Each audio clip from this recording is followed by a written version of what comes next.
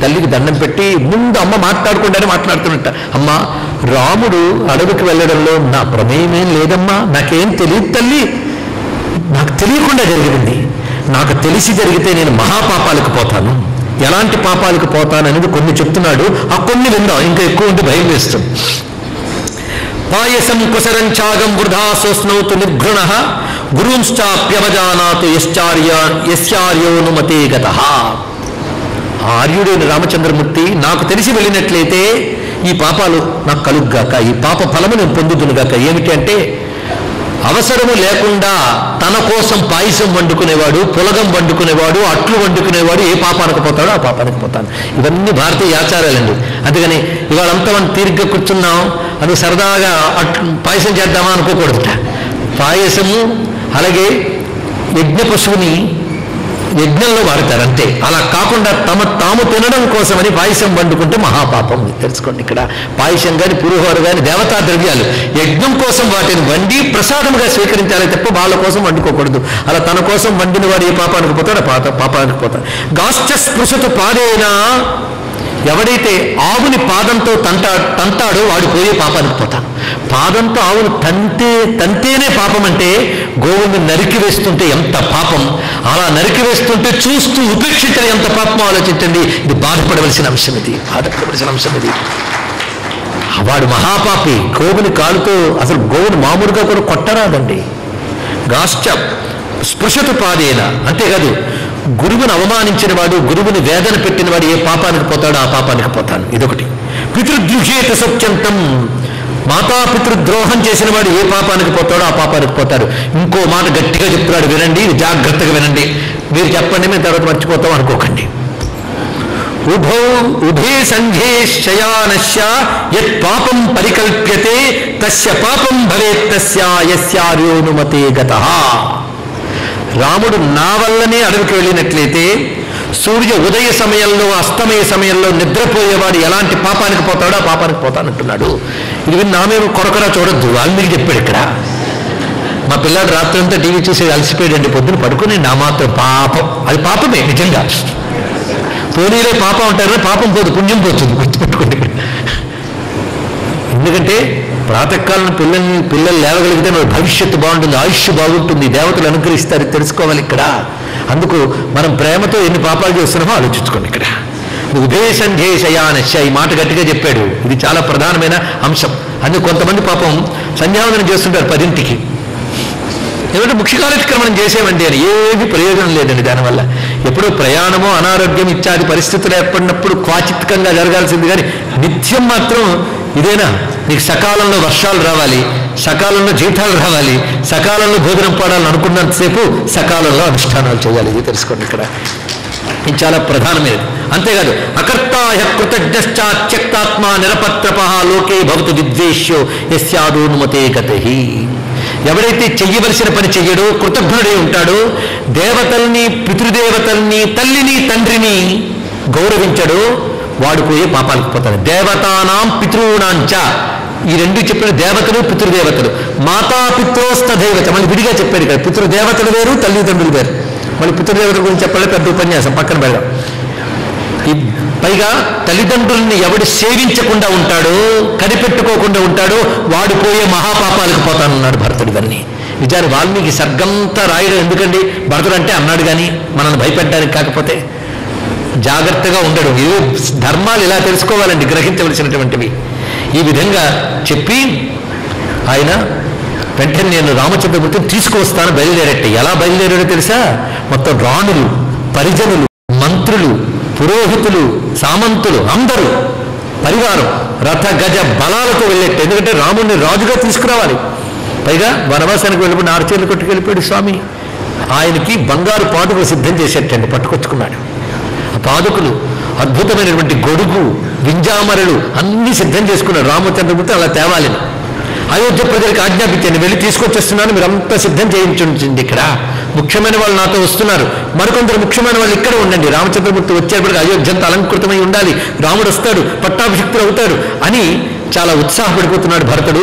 బయలుదేరాడు రామచంద్రమూర్తి. గంగ దాటి చిత్రకూట పర్వతానికి చేరుకున్నాడు. భరద్వాజముని దర్శించాడు. ఇక్కడి నుంచి ఋషులు ఋషులు ఋషులండి.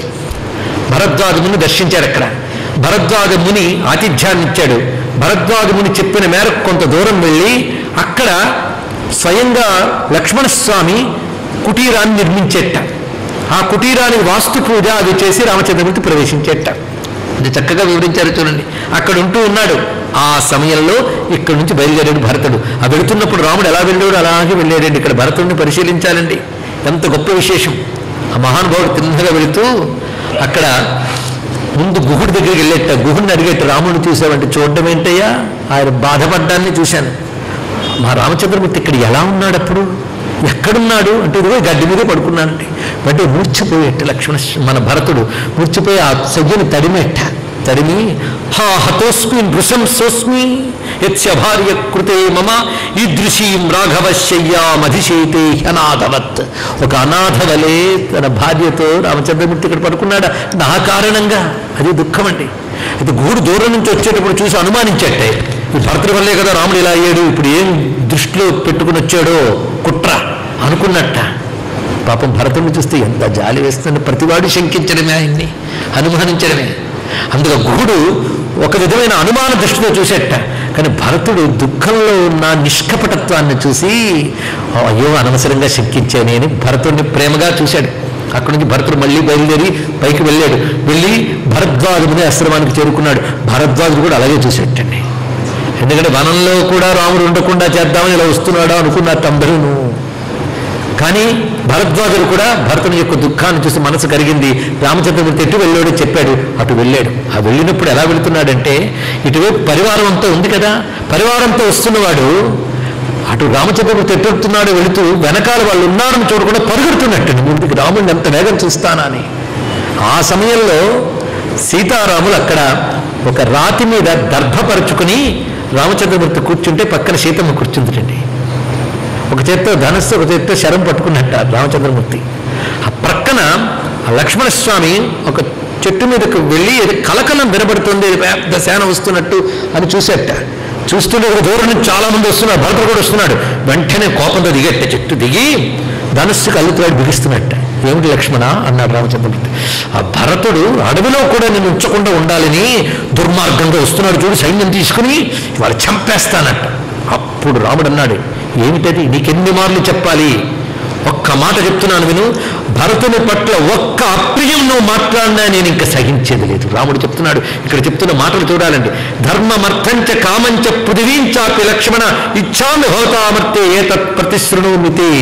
ఒట్టిపెట్టి చెప్తున్నాను చూడు, ధర్మార్థ కామములు ఈ భూమి ఏదైనా నేను మీ అందరి సుఖం కోసం కోరుకుంటున్నాను. అందుకని మిమ్మల్ని చంపి మిమ్మల్ని పోగొట్టుకుని రాజ్యం సంపద కావాలని అనుకోవట్లేదు. ఒక్కడు గుర్తుపెట్టుకో, తన వారు దుఃఖపడుతూ ఉంటే తాను సుఖపడ్డం కంటే దౌర్భాగ్యం మరొకట్లేదు సుమా.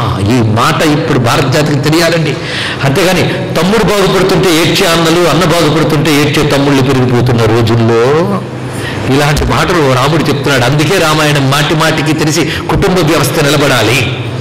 ఏ ద్రవ్యం బాంధవానాం వా మిత్రాణం వా అక్షయే భవేత్, మిత్రాణం వా క్షయే భవేత్ నాహం తత్పత్ ప్రతిగృహ్ణేయాం భక్ష్యాన్ విషకృతాని వా. గట్టి మాట చెప్పాడండి ఇక్కడ. బంధువులు కానీ మిత్రులు కానీ వాళ్ళకి లేని సంపద నేను అనుభవించను. చాలా తెలియండి. తన అన్నదమ్ములు దుఃఖపడుతుంటే తాను మిఠాయి ఎలా తినగలండి? తన వారు దుఃఖపడుతుంటే తాను సుఖంగా పిండి వంటలు ఎలా తినగలడు? తన వారికి లేని సంపద తాను అనుభవించలేడు.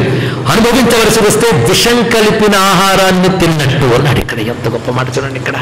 అందుకు తన వారు సుఖపడితేనే. అంతేకాదు నువ్వు భరతుడు శత్రుఘ్నుడికి లేని సుఖము ఏదైనా నాకుంటే అది భస్మమగుగాక. ఏం మాట అన్నాడు వింటున్నారు కదా, ఎంత గట్టి మాట అన్నాడు. యద్వినా భరతం త్వాంచా శత్రుఘ్నం చాపి మానద భవేన్మమ సుఖం కించిత్ భస్మ తత్కురుతాం సిఖి. మీ ముగ్గురికి లేని సుఖం నాకొద్దు. అలాంటి సుఖమేగాను ఉంటే భస్మమగుగాక. నహితే నిష్ఠురం వచ్చో భరతో నా ప్రియం వచ.